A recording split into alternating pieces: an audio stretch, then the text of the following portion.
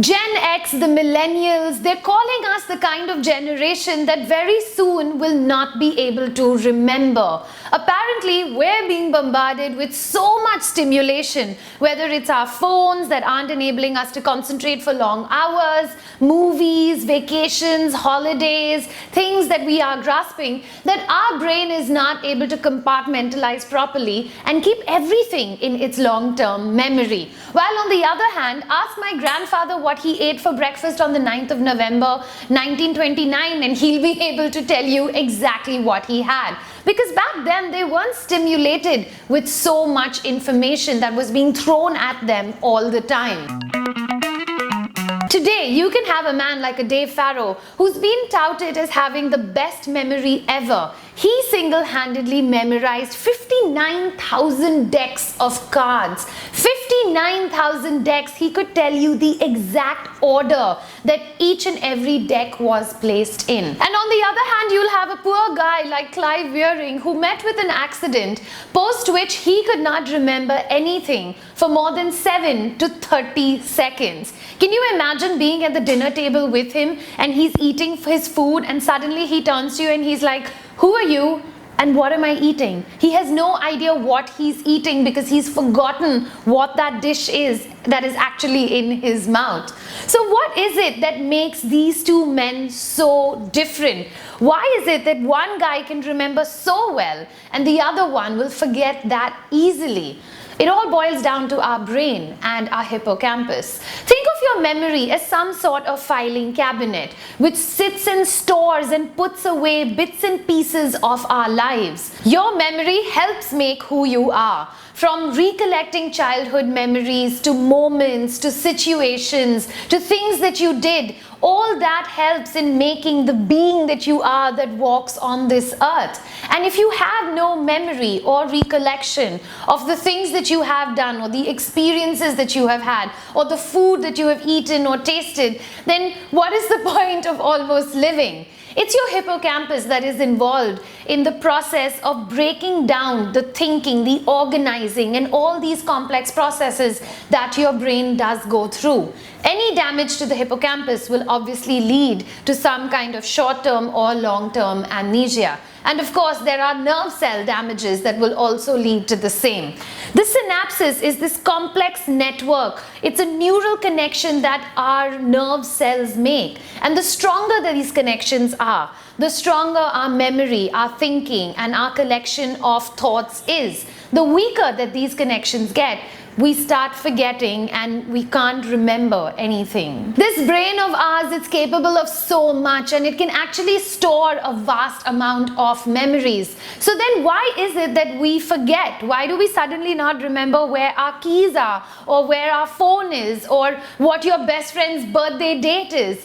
It's not that you have forgotten it. It's not that it's been erased. It's not that you have lost this information. It's there. It's somewhere in your long-term memory, but you're just unable to retrieve it.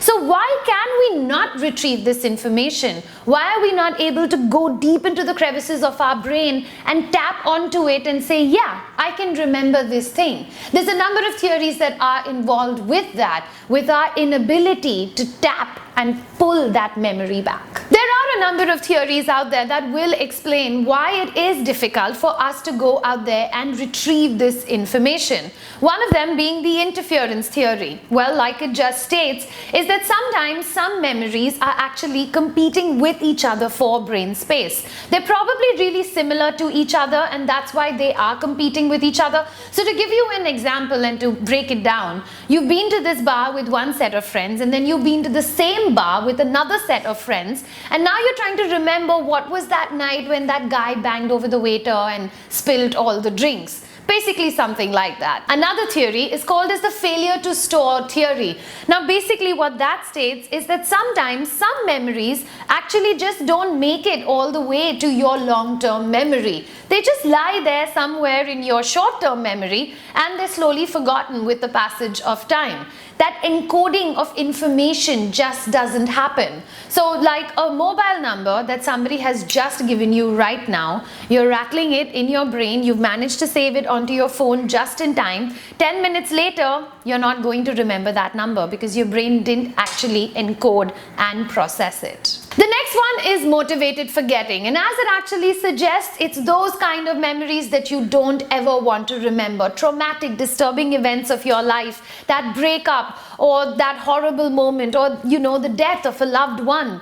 Those are the kind of things that you don't want to remember. There are two basic forms of motivated forgetting. One is suppression, which is this very conscious form of forgetting. And then there is repression, which is this unconscious form of forgetting. And the last theory, which seems to be a little debatable according to me, is that every time a memory is formed, some kind of memory trace is also formed in your brain. And if that memory trace is not remembered or rehearsed time after time, slowly those traces, you will start forgetting them.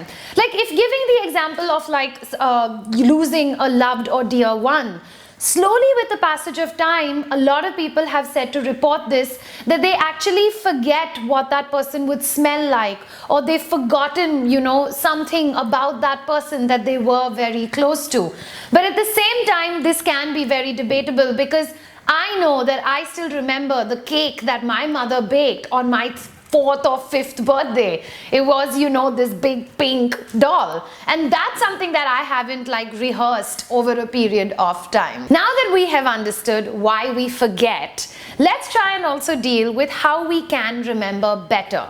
There's a whole number of things that you can do that are helpful, not only with just exams, but just to be the kind of person that can remember things better.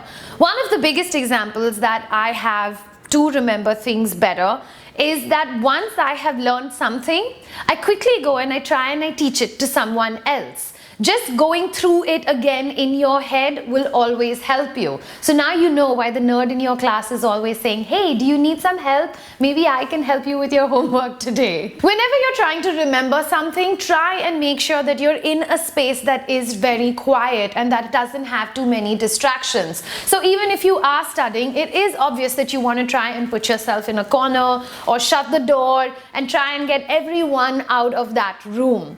Another trick that I find that really works is that speak it aloud instead of just reading it. Because when you're speaking it aloud, you're making more neural connections, and that allows it to kind of just sit and stay in there. Another thing that I find very helpful is trying to make a space for yourself, and that is your study retainer space. I work a lot from home and I do a lot of my WAC work from home. So what I do is I don't ever sit and research, script or shoot in my bedroom. As soon as I enter the hall, it's like I'm in the office and this is my workspace, and it allows me to concentrate and remember things much better. If all else fails, you've always got your very obvious mnemonics, word associations, those various devices that you can fall to. And speaking of devices, this is something that always helps me to remember better. Google sits and tracks all your emails, unfortunately, so there'll constantly be reminders of where you have to go or what you have to do. And you have a number of things like Evernote or Basic Notes to just write down, make your to-do lists, and keep maybe your passwords and things like that more securely. That's it from me, Freesia, on the WAC today. I'm going to catch you very, very soon. Don't forget to subscribe and help increase the tribe. Share this video, like this video, and of course, I'm going to hear from you in the comment section below. Ciao.